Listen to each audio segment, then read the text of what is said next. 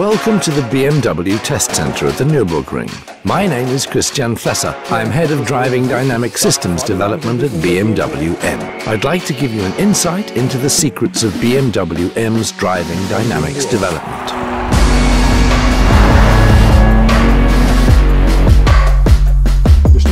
This is the new BMW M3, a pre-production vehicle. This means that we're already close to series production within the various vehicle development phases. We're at the Nürburgring to coordinate the fine-tuning of its driving dynamics control systems.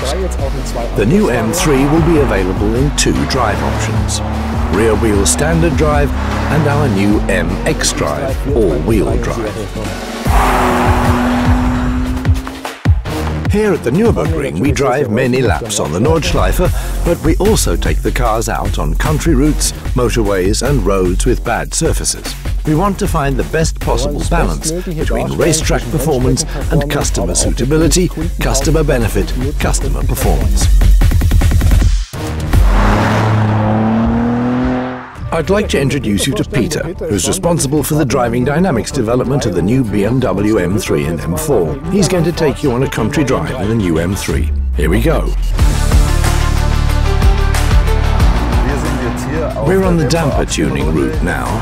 We drive this route about 7 times a day before heading back to the workshop. There the dampers will be changed for new ones. The new dampers are equipped with various components that help create the specific effect we're looking for.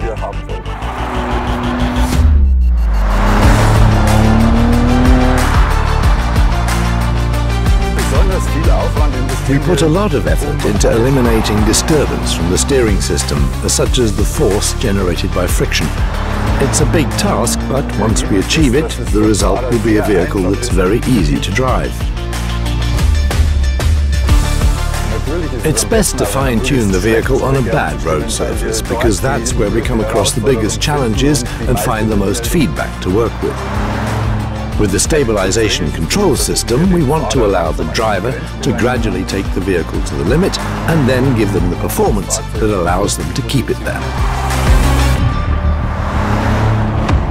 This is the first time that we're offering M xDrive in the BMW M3. The system supports low friction conditions such as snow and ice, especially when cornering dynamically.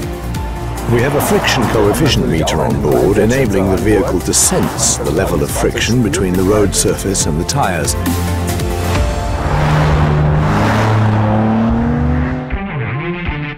Here we go.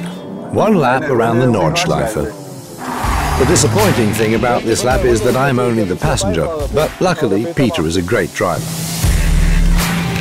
Now it's on to the first exciting section, braking at Hatzenbach. This is very challenging for the ABS.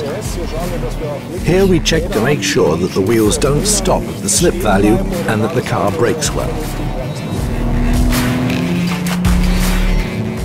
We're driving straight over the top of Schwedenkreuz, one of the circuit's fastest sections. Here it's important that the car has good aerodynamic balance, so that when you're driving like this, the rear remains stable and tight to the road and we don't lose any wheel load. Now we turn into Fuchsröhre. Fuchsröhre is a very narrow section if you take the ideal line. Here we need a very controlled body.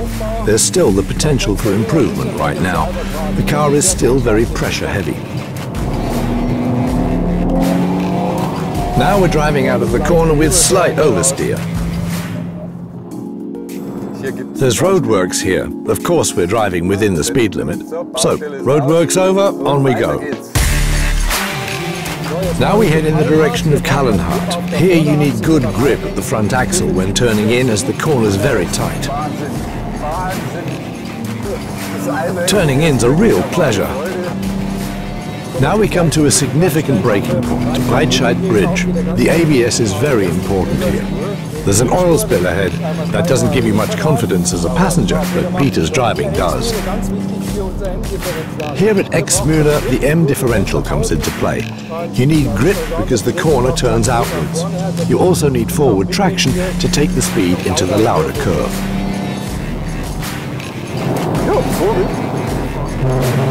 It's fascinating to feel the car travelling so smoothly over the curbs.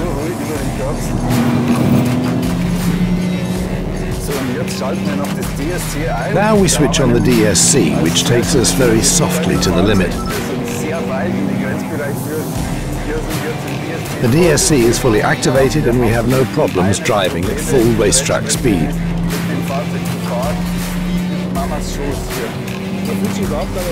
You don't feel at all restricted. The car releases torque freely, but helps out if you overdo it.